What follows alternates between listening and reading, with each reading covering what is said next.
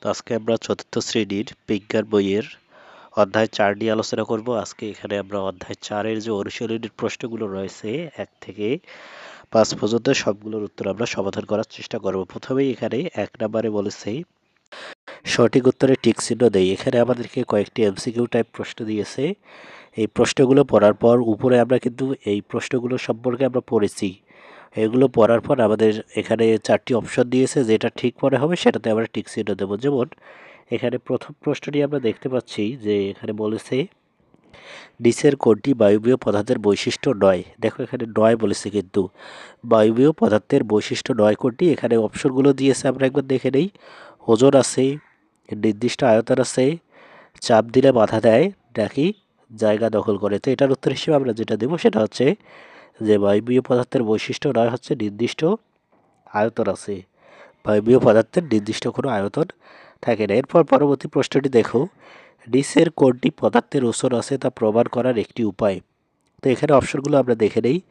এখানে দিয়েছে ডিক্তি তৈরি করে তুলনা করা, 2 নম্বরে খ নম্বরে দিয়েছে রং দিয়ে চিহ্ন করা, এবং গ নম্বরে দিয়েছে পানিতে ভেজানো, এবং ঘ নম্বরে এখানে কি দিয়েছে কাগজে আঁকা। তো এটার উত্তর হিসেবে আমরা যেটা দেবো সেটা হচ্ছে অপশন ক, ডিক্তি তৈরি করে তুলনা করা হচ্ছে যে ওজন আছে কিনা তার একটা প্রমাণ আমরা করতে পারি। এই দিকটি তৈরি করে তুলনা করে আমরা প্রমাণ করতে পারি যে পদার্থের ওজন আছে কিনা। এরপর আমরা এখানে 3 নম্বর প্রশ্নটি দেখতে পাচ্ছি যে এখানে আমাদেরকে বলেছে কোন পরিবর্তনটি রাসায়নিক পরিবর্তন নয়। তো এখানে অপশন দিয়েছে লোহার মরিচা ধরা, কাঁচ ভাঙা, দুধ থেকে দই হওয়া, নাকি পাতার রং পরিবর্তন। তো এখানে যেটা হচ্ছে রাসায়নিক পরিবর্তন নয় সেটা আমরা দিতে পারি যে কাঁচ ভাঙা। কাঁচ ভাঙা কোনো রাসায়নিক পরিবর্তন নয়, আর বাকিগুলো কিন্তু রাসায়নিক পরিবর্তন দেখা যাচ্ছে। এরপর পরবর্তী প্রশ্নটি হচ্ছে মরিচা তৈরি হতে কি লাগে না।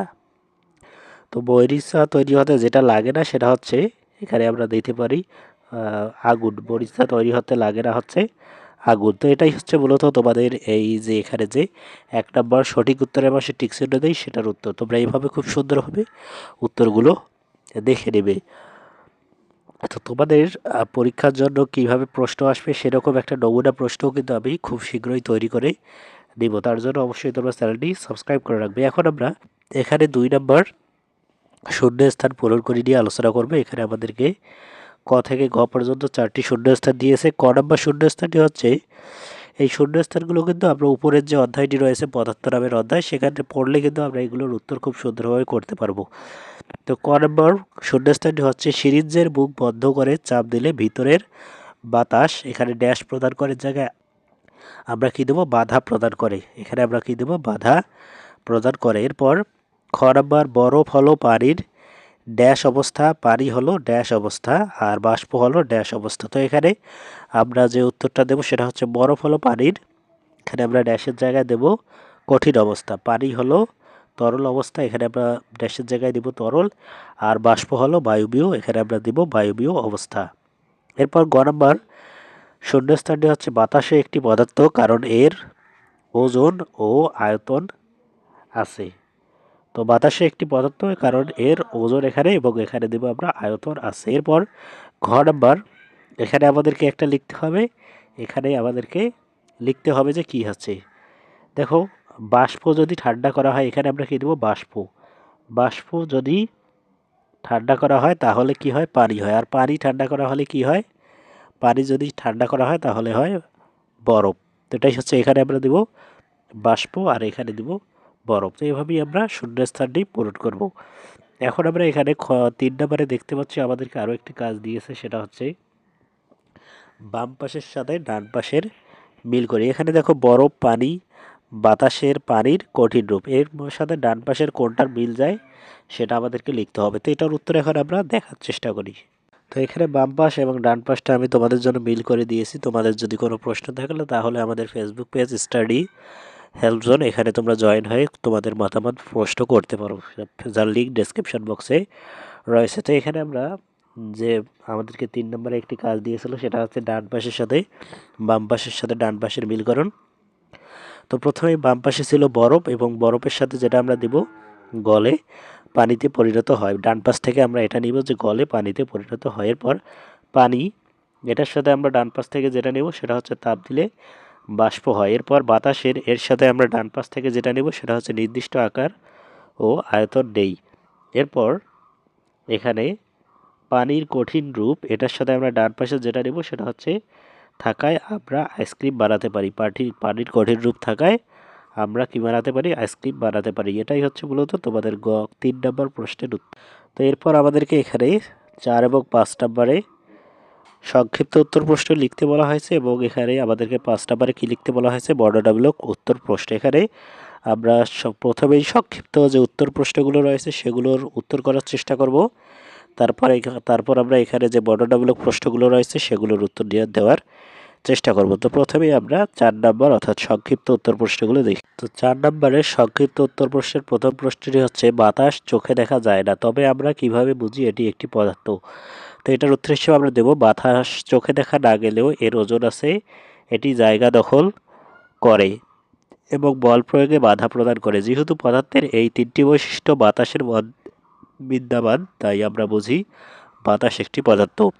তো এটা হচ্ছে তোমাদের সংক্ষিপ্ত প্রশ্নের ক নম্বর যে প্রশ্নটি ছিল সেটার উত্তর। এখানে আমাদেরকে খ নম্বরে যে প্রশ্নটি করেছিল সেটা হচ্ছে পদার্থের কোন বৈশিষ্ট্যটি গ্লাসে রাখা পানিতে পাথর ফেললে বোঝা যায়? তো এটার উত্তর হিসেবে আমরা দিতে পারি গ্লাসে রাখা পানিতে পাথর ফেললে পানির উচ্চতা বেড়ে যায়, এতে পদার্থের আয়তন বৈশিষ্ট্য বোঝা যায়, অর্থাৎ পাথরটি গ্লাসের ভেতরে জায়গা দখল করছে। এটা হচ্ছে খ নম্বর উত্তর। এখন আমরা এখানে গ নম্বর যে প্রশ্নটি দেখতে পাচ্ছি সেটা হচ্ছে কিভাবে বুঝবে কোনো একটি পদার্থ কঠিন না তরল? তো এটার উত্তর হিসেবে আমরা যেটা দেব, যদি কোনো পদার্থের নির্দিষ্ট আকার ও আয়তন থাকে এবং তা শক্ত হয় তবে সেটি কঠিন, যেমন বরফ। আর যদি নির্দিষ্ট আয়তন থাকলেও নির্দিষ্ট আকার না থাকে এবং যে পাত্রে রাখা হয় সেই পাত্রে আকার ধারণ করে গড়িয়ে পড়ে তবে সেটি তরল, যেমন পানি। তো এগুলো হচ্ছে তোমাদের সংক্ষিপ্ত যে প্রশ্নগুলো রয়েছে সেটার উত্তর। এখন আমরা এখানে যে বর্ণনামূলক প্রশ্নগুলো আমাদেরকে করতে বলা হয়েছে সেগুলোর উত্তর করার চেষ্টা করব। তো বর্ণনামূলক প্রশ্নের প্রথম প্রশ্নটি হচ্ছে বৈশিষ্ট্যের ভিত্তিতে কঠিন, তরল ও গ্যাস এই 3টি অবস্থার পার্থক্য করো। তো এটার উত্তর হিসেবে আমরা যেটা দিতে পারি কঠিন, তরল ও গ্যাসীয় পদার্থের মধ্যে প্রধান পার্থক্য হলো তাদের আকৃতি, আয়তন। কঠিন পদার্থের নির্দিষ্ট আকার ও আয়তন থাকে এবং এটা সাধারণত শক্ত হয়। তরল পদার্থের নির্দিষ্ট আয়তন থাকলেও কোনো নির্দিষ্ট আকার নেই, এটি যে পাত্রে রাখা হয় সেই পাত্রের আকার ধারণ করে এবং এক স্থান থেকে অন্য স্থানে গড়িয়ে পড়ে। অন্যদিকে গ্যাসীয় বা বায়বীয় পদার্থের নির্দিষ্ট কোনো আকার বা আয়তন নেই, এটি কোনো বদ্ধ পাত্রে রাখলে তার পুরো জায়গা দখল করে নেয়। এটা হচ্ছে ক নম্বর যে প্রশ্নটি ছিল সেটার উত্তর। এখন আমরা এখানে যে খ নম্বর প্রশ্ন দিয়েছিল বর্ণনামূলক প্রশ্ন সেটা দেখি। খ নম্বর প্রশ্নটি হচ্ছে পদার্থের রাসায়নিক পরিবর্তন কি? পদার্থের রাসায়নিক পরিবর্তনের 3টি উদাহরণ দাও। তো এটার উত্তর হিসেবে আমরা দেব যখন এক বা একাধিক পদার্থের পরিবর্তিত হয় সম্পূর্ণ নতুন ধর্মবিশিষ্ট নতুন পদার্থে পরিণত হয় তখন তাকে রাসায়নিক পরিবর্তন বলে। এই পরিবর্তনের ফলে পদার্থের মূল গঠন বদলে যায়। রাসায়নিক পরিবর্তনের 3টি উদাহরণ হলো, এখন আমরা কি দেখব রাসায়নিক পরিবর্তনের 3টি উদাহরণ। এক নম্বর হচ্ছে লোহার তৈরি জিনিসে মরিচা ধরা, যেখানে লোহা পরিবর্তিত হয় মরিচায় পরিণত হয়। এরপর আমরা 2 নম্বরে যেটা দিতে পারি সেটা হচ্ছে দুধ থেকে দই তৈরি হওয়া, দইয়ের স্বাদ ও ধর্ম দুধ থেকে আলাদা। এরপর 3 কোনো কিছু পোড়ানো, যেমন মোমবাতি বা কাঠ পোড়ানো। এটা হচ্ছে আমাদের যে খ নম্বর বর্ণনামূলক প্রশ্নের খ নম্বর সেটার উত্তর। এখন আমরা এখানে গ নম্বর প্রশ্নটি নিয়ে আলোচনা করব। গ নম্বর প্রশ্নটি হচ্ছে তো কঠিন, তরল ও গ্যাসীয় অবস্থার পানি আমাদের দৈনন্দিন জীবনে কি কাজে লাগে তা ব্যাখ্যা করো। তো এটার উত্তর হিসেবে আমরা দিতে পারি পানির 3টি অবস্থাই আমাদের জীবনে অত্যন্ত গুরুত্বপূর্ণ। পানির কঠিন অবস্থা অর্থাৎ বরফ, মাছ বা অন্যান্য খাবার ঠান্ডা ও সতেজ রাখতে এবং আইসক্রিম তৈরিতে ব্যবহৃত হয়।